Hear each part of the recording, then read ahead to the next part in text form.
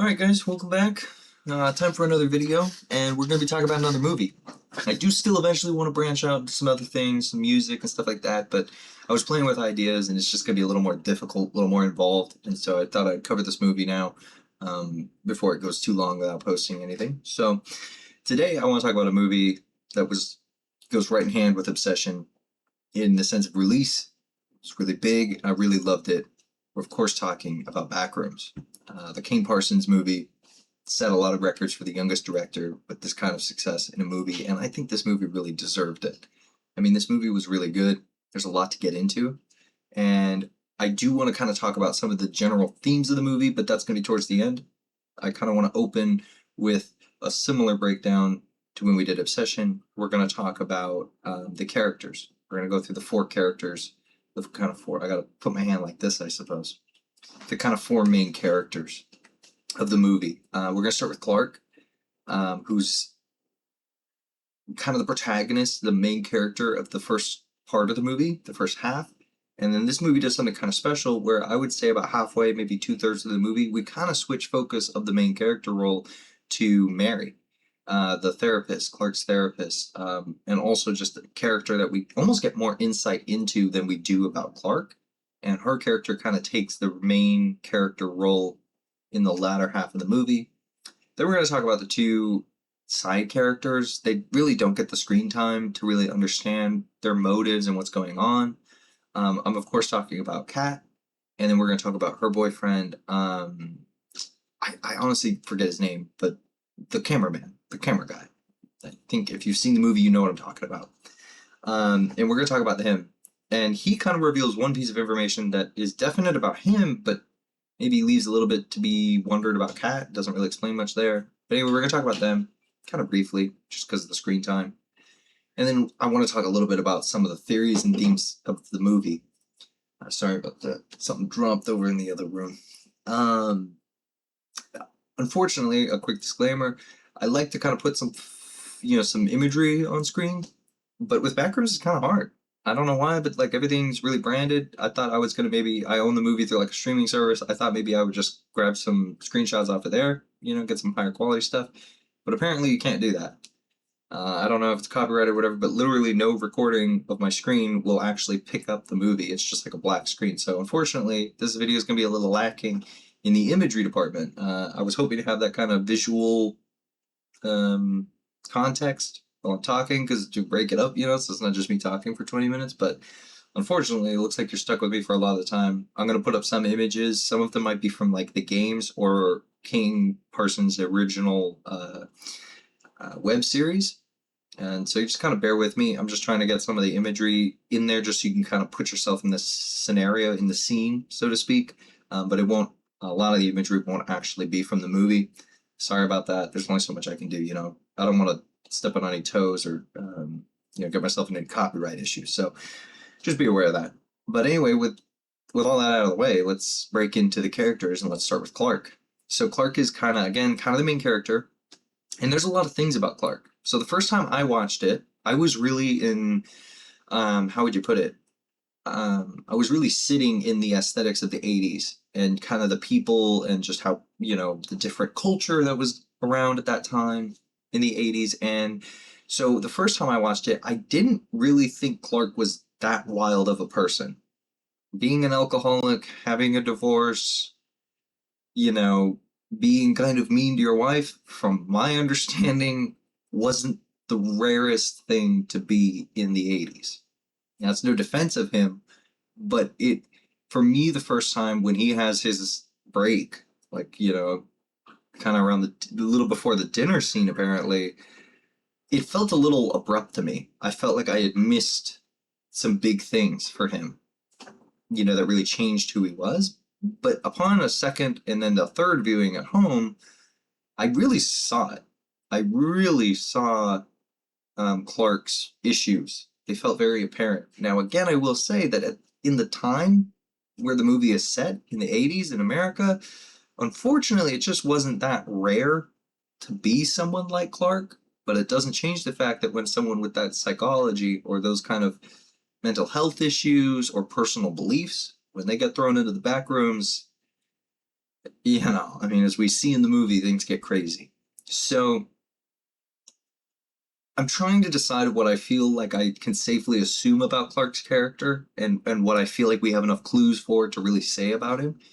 And one thing that I will say is I think it's pretty safe to say that he was narcissistic, if not a full blown narcissist. Everything that happened to him, everything going on around him, everything happening to people around him felt like it was all about him. It felt like it was just, he saw everything. He saw everyone as it related to him. And there's a certain level of that that's just normal. I think we all have a little bit of narcissism in us, just like from a survival standpoint. We're kind of, there's always a back thought of kind of like thinking about yourself and how is this going to affect me? But obviously, there's higher levels of that. And Clark really displays, I think, kind of those more extraordinarily levels of self interest. And that kind of plays into his loathing of the world. It's as if he sees himself as better, and if he could plan everything about his life, everything would have gone perfectly. And it's kind of a human journey to come to the understanding that often what you think you want isn't what you really wanted. And I think Clark's character is someone who could not embrace the fact that, life happens, things, circumstances out of your control are going to affect the way that your life play out. And I don't think that he could do that. I don't think he was really had that skill of accepting that maybe the way events have gone, unplanned events have gone, maybe that actually makes your life better than it does worse. Now, Clark seemed to me to be very in denial of that. He could not accept that maybe the way his life had gone wasn't right.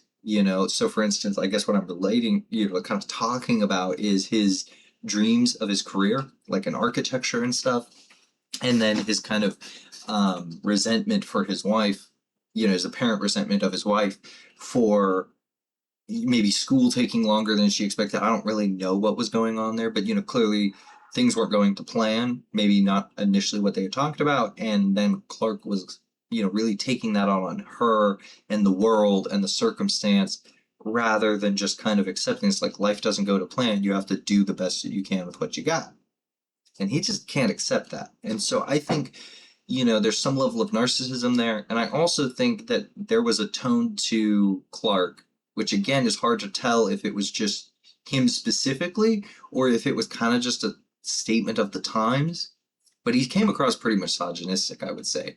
He definitely, between his wife, who he seems to just lose his temper with every time she comes up, the way that he talks to Mary, the therapist, just didn't feel right. The way that he treated Kat, I got the impression that he had a low perspective of women in his life, at least, right? If not all women as a whole. And again, there's some level of that that I think was just normalized in the culture of that time. Not to say, again, my point here isn't that that makes it right, but that rather trying to isolate that, the cultural stakes of the time from his potential unstable psychology, right? Because if everyone was alcoholics and misogynistic, it would be odd for one of those people to have a psychological break if everyone else is doing fine, right? And so for him, I think I'm trying to understand at what about him made him uniquely psychotic, because I mean, as we see, he really goes off the rails. I mean, he's something special.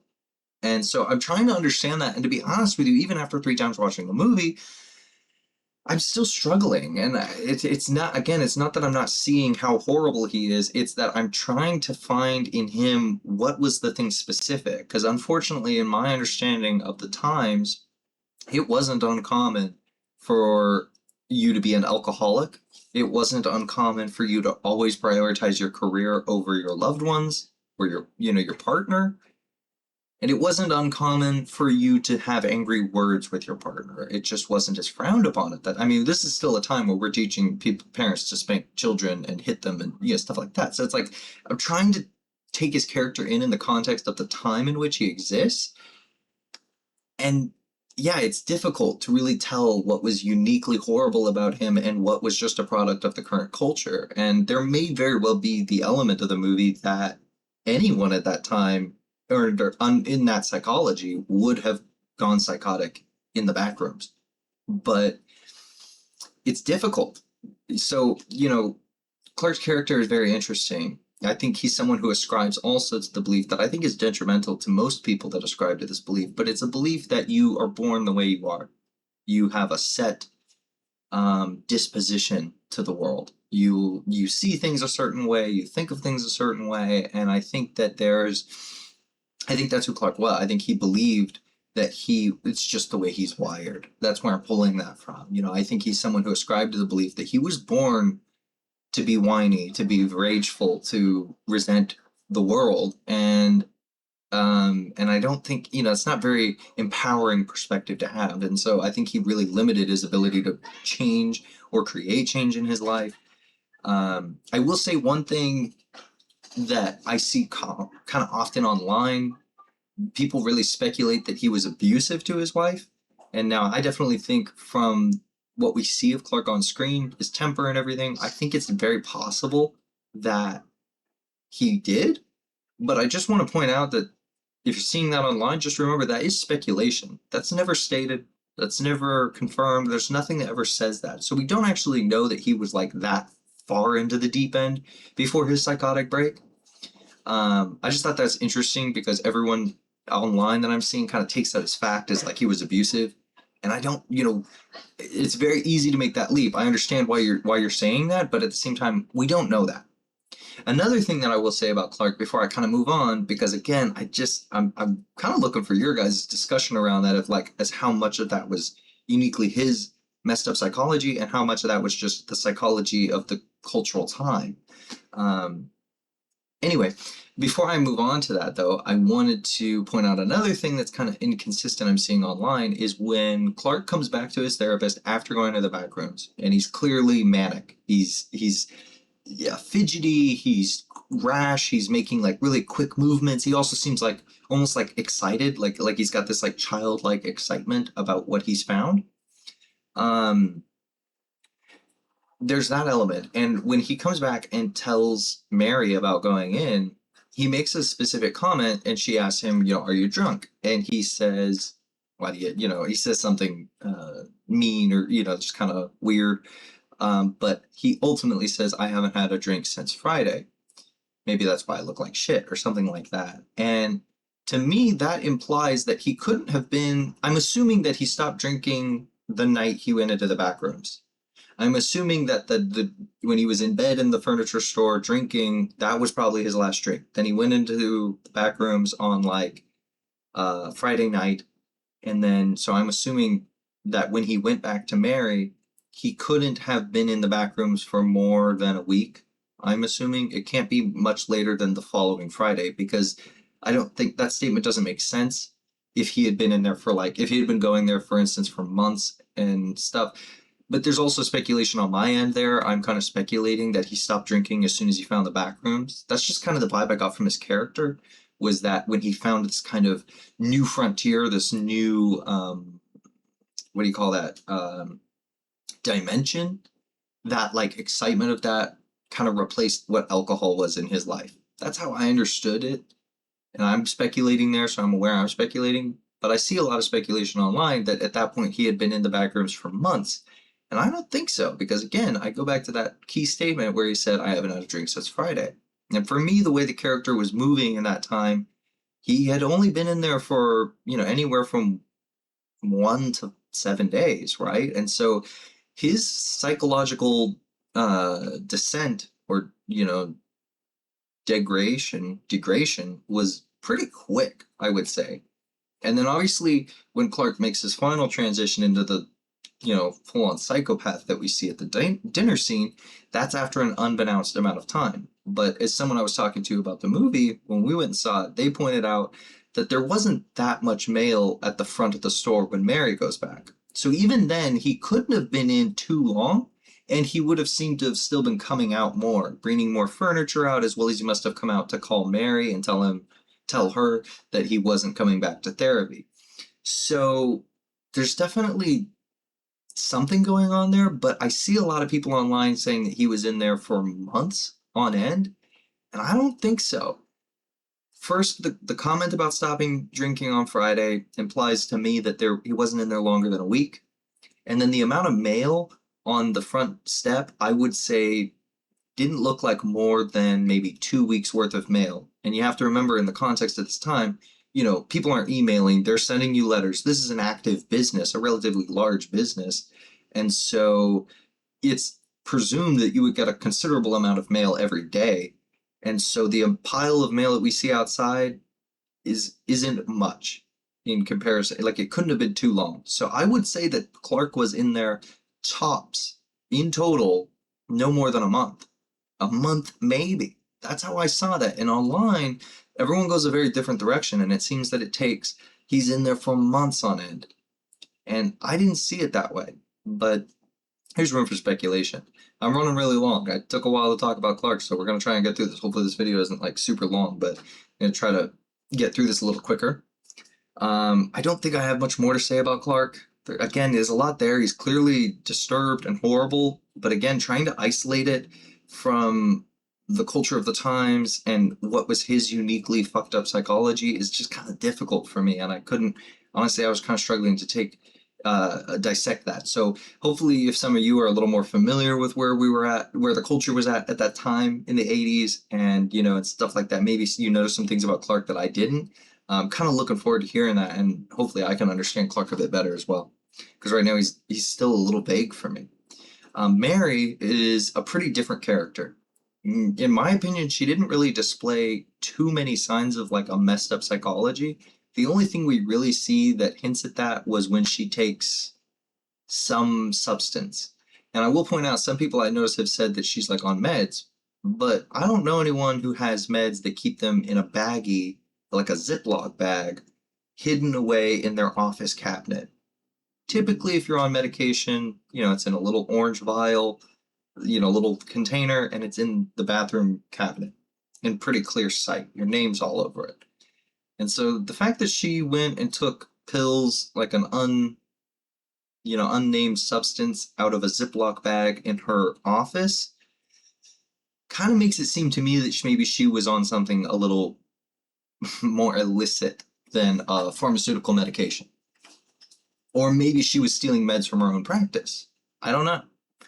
But that's kind of the only thing that I really noticed that stood out to me, that kind of was like, oh, what the hell are you doing, Mary? What's going on here? But at the end of the day, I don't know. She didn't really display any behavior or things that I felt was like overtly aggressive. One thing that I will say seems interesting to me about her psychology is at the end of the dinner scene, she kind of, as we've all seen, she kind of accepts that she can't help Clark, and that maybe he is just the way that he is wired. That's just the way he's wired. Now, obviously, there's a certain level of that. She's saying whatever it takes to get Clark to let her go. And I totally get that. And so it's definitely complicated, and there's room for different things. But when I watched it this third time yesterday, I almost wonder if she was beginning to accept and take on that psychology that Clark had about people being born the way they are and being wired that way, and that it's not something that you can voluntarily change, or that it's not a product of your life experience, but rather something from the time you were, from your genes. That's what decides the way you are, your personality. And again, it's just not a very empowering perspective to have, because it doesn't enable personal growth or give you any agency over the things that affect you in your life. But I almost felt like maybe Mary was adopting that, like realizing there's nothing I can do to help you. You're just wired this way. Again, it's very complicated because there's an element. I mean, she's being held hostage. She's saying whatever she needs to get out.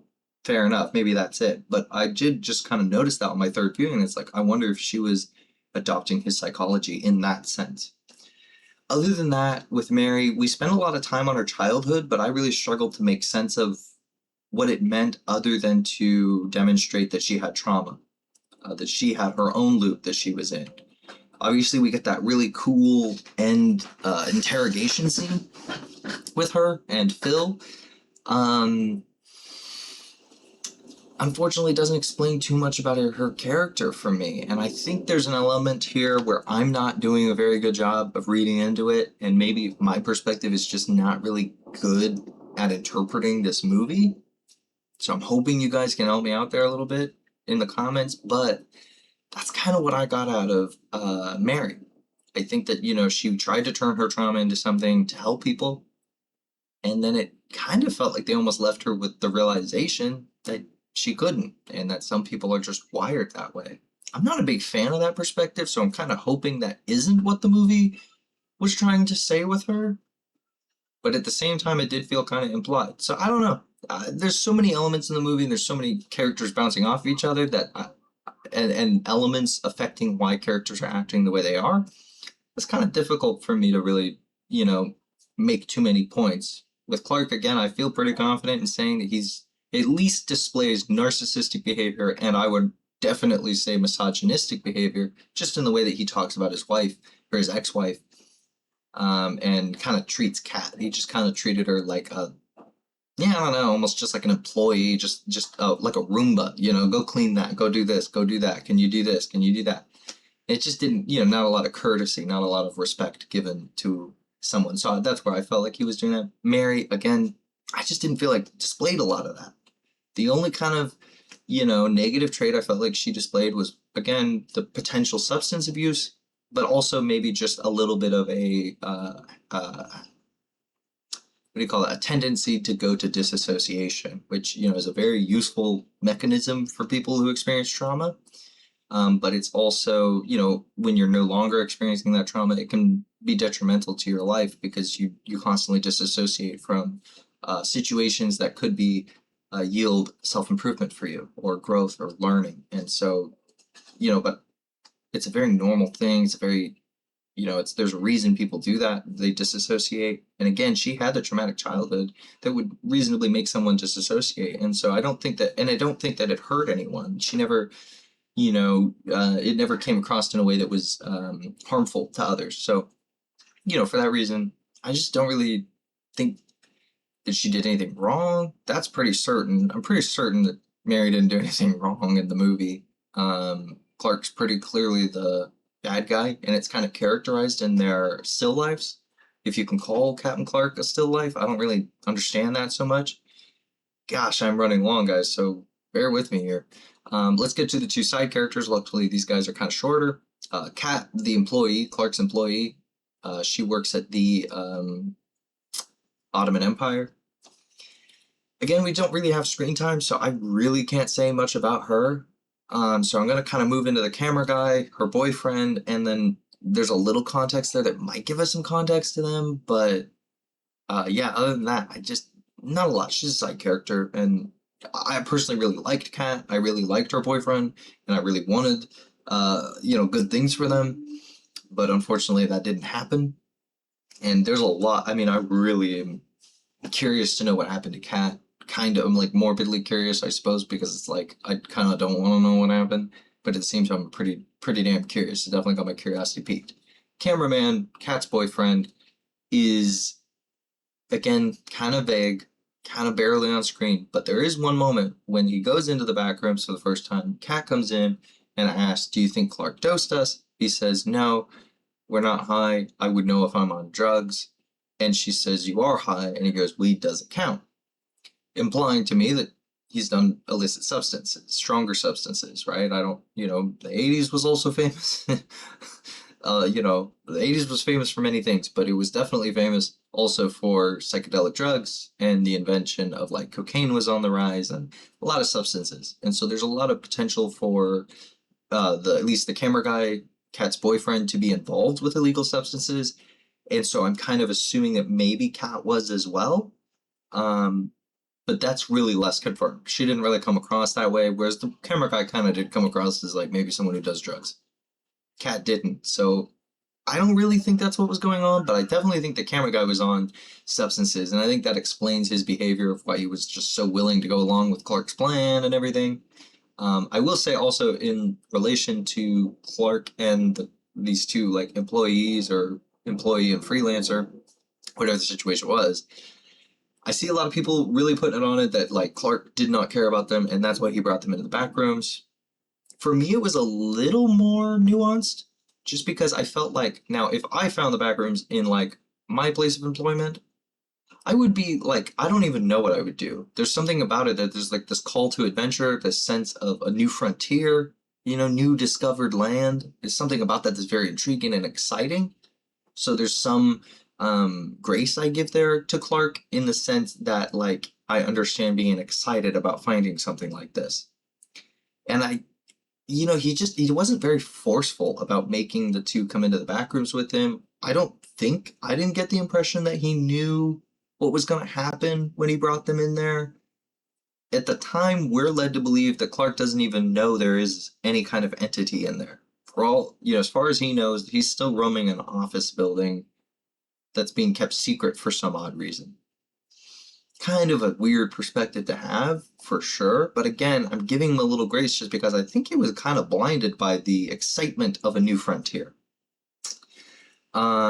And so I don't see it quite as black and white as people make it sound online. I feel like people make it sound pretty like he was forcing them to go in there. I didn't really see it that way. There's room for that. I definitely understand why you would see it that way. But for me personally, the way the movie hit, I didn't feel like Clark was overtly forcing them into a dangerous situation. Yeah, so that kind of breaks down the characters. I want to spend a little bit of time here. I'm going to be a little stingy with it because we are running long, but I want to talk a little bit about some of the broader concepts in the Backrooms. So if you've watched the movie, you know that the Backrooms is kind of based around primarily the theme of memory and the idea of every time you remember something, you change details. So for instance, if you have a childhood memory right now that you think of your whatever your favorite childhood memory, it's different. It's not a like actual representation. It's let me rephrase that. The memory that came to your mind is a representation of what actually happened. It is not like a shot for shot memory of what was actually going on. Your brain puts in essentially symbols, things that give you the feeling of what actually was going on in that memory. And so your memory is this kind of unreliable narrator to some degree. And the Backrooms as a complex is kind of centered around that. The idea that the more you remember something, the less details you remember. And maybe not even less details, but the more those details change and become less accurate to the initial subject of what your memory is depicting. And that plays both with the physical space as well as the entities that roam it, the still lives, Cap and Clark, of course, and presumably many others. We see a surprisingly few amount of still lives roaming the area, considering that this is like in LA or wherever it is. You would expect to see a lot of people down there. But there's some variable where it doesn't. I wouldn't assume that people are the priority for the complex to remember, or I would assume that we would be seeing more, unless, of course, Captain Clark and other entities are potentially, killing all the still lives. I don't know. I'm really not sure. It's kind of vague. But I want to talk a little bit about the more pronounced still life, Captain Clark. Now, the movie is filled with a theme of loops, emotional loops. The idea that when you're a child, you learn a pattern of behavior that protects you. And then when you become an adult and you're no longer in that situation, you continue that loop, that pattern of behavior in anticipation of the danger that you faced in the past. Hopefully I explained that right and you can understand what I'm talking about. And the idea is like, as long as you stay in that loop, you'll never actually be able to move on from the traumatic event that you experienced. And this is really complicated. I'm not a psychologist. I don't understand this stuff nearly enough to like make a real analysis. So I'm going to explore it more through the adventure thematics of the movie. And so what I think might have been happening was Captain Clark was at the end of a loop, and regular Clark in the movie was at the beginning of the loop. And the movie is about the intersection moment when this also suggests the idea that the Backrooms doesn't abide by time as we know it. The idea is like once Captain Clark has gone into the Backrooms, he eventually goes psychotic, becomes an insane person, becomes Captain Clark, roams around, causes havoc in the Backrooms, gets all the way back around. New Clark enters. New Clark, theoretically, I think in how the loop would typically play, New Clark would take out Captain Clark.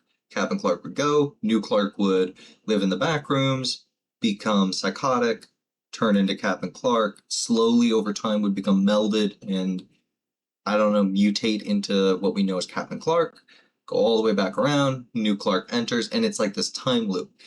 That was kind of my best theory as to what was going on. I'm going to point this out just because I think it's fun. As evidence, Cap and Clark tears off regular Clark's leg at the knee. Cap and Clark has a peg leg. I just thought that was interesting. I thought it was kind of specific maybe for the way that it is. He also bites him like right in the neck, and Cap and Clark kind of has this weird gait to the way he walks, like he's holding himself like this. I just think there's room for there. I think there's room for that theory to be real and to actually be the way that the Cap and Clark's was working. Now, as far as why Cap and Clark is this person and all the other people are still alive, I don't know. Maybe it's the intensity of which Clark was experiencing the emotions that he was, or the feelings that he was. Maybe it's a belief system thing. Maybe it's proximity to the complex. I really don't know. That's kind of the best theory I've come up with. The most fun theory, I think, is to think that that's how it is, in that like they're stuck in a time loop and it's this, ongoing thing. They walk together for like 2 days. And then I don't know, in my opinion, what maybe was going on was that Clark was supposed to take out Cap and Clark and become Cap and Clark. But instead, Mary intervenes in this moment. And I think that's interesting. Now, I will say what doesn't fit into my theory is that Cap and Clark takes out regular Clark. I don't understand how that works. I don't understand how that would play into my theory, so clearly it's not like foolproof. Obviously, I think you guys are going to be able to poke some holes in my theory, but I'm also hoping if that theory makes sense to you and you have more evidence, please build it up, because I'd love that to be the case. I think that's a really fun way for the movie to be playing, but I don't really know. I can't really get into any more of the movie myself just because I don't understand it. I thought maybe when I watched it again at home and paused it and like went back a couple times, I would start to pick up on things. But to be honest with you, I almost felt more confused. I just don't understand what's going on. I don't understand fully what Async is doing necessarily. I know they want, like, from the web series, I know they're like looking at it for commercial purposes, but I just feel like there's got to be something deeper. Phil makes a comment about more and more doors opening up, and that didn't really make sense to me. I don't really understand what that means. What that means, what the hell Async is doing. I don't really understand what that means in that context. So there's a lot of things to talk about. And I mean, that's part of what makes this movie so great, if not what really makes this movie great, is that it's, Kane Parsons really took an internet phenomenon and turned it into a movie, a narrative, a feature length that is totally gripping and has just as much, if not more, to talk about and discuss and debate. It's really fun. Also, I mean, this movie just doesn't have controversy. I haven't seen anything controversial about this movie. It's just really fucking good. And I mean, the actor, I got to give some props here. Beyond just the incredible direction from Kane Parsons, the actor for Clark is phenomenal. Unfortunately, I don't know his name. I don't see him very much. He really took me by surprise in this movie, but I just fucking loved him. His incredible performance. It was really good, really fun to watch. Really sold everything. All the emotions, from the rage to the sadness to the confusion to the excitement. He sold it, and I was there for it. It was a great performance from him. The actress who plays Mary, I also don't know her name, unfortunately, off the top of my head. But just, again, phenomenal. Just a great performance. Really sold the emotion. Really, again, just played that character of just who she was, this traumatic childhood and this struggle. It was just really good. And I really enjoyed it. I hope you guys did too, because it was phenomenal. Even the side characters, like I say, Kat and the camera guy, knocked it out of the park, played their role, made me care, and then broke my heart. I mean, it was just really good. It was really good. And so I really want to make sure that I give that movie its flowers, because it deserves it. It was a really phenomenal movie. Thoroughly enjoyed watching it. Totally intend to watch it multiple more times as well. I'm excited to see what you guys hear. I'm excited to hear what you guys say about it. I'm curious to hear your opinions and theories. This video is running a little longer than I hoped. I was shooting for that 20-minute mark. I'm at like 35 right now. Hopefully the end cut comes out a little shorter. I don't want to take up too much of your guys' time. Again, sorry about the lack of visuals on this, or the mishap Visuals, I apologize. There's only so much I can do in with copyright and stuff like that. I'm sure you guys get it. But anyway, I'm gonna keep trying to make the videos better. I'm gonna talk about something else next time. Hopefully something different than a movie. Hopefully I'll talk about some cultural thing or music thing or something like that. Something interesting, something that, is worth talking about and debating. But if I can't find anything, then maybe we'll do another movie. But either way, I will see you guys at that time. So have a good day, night, or whatever it is where you are at, and I will see you later.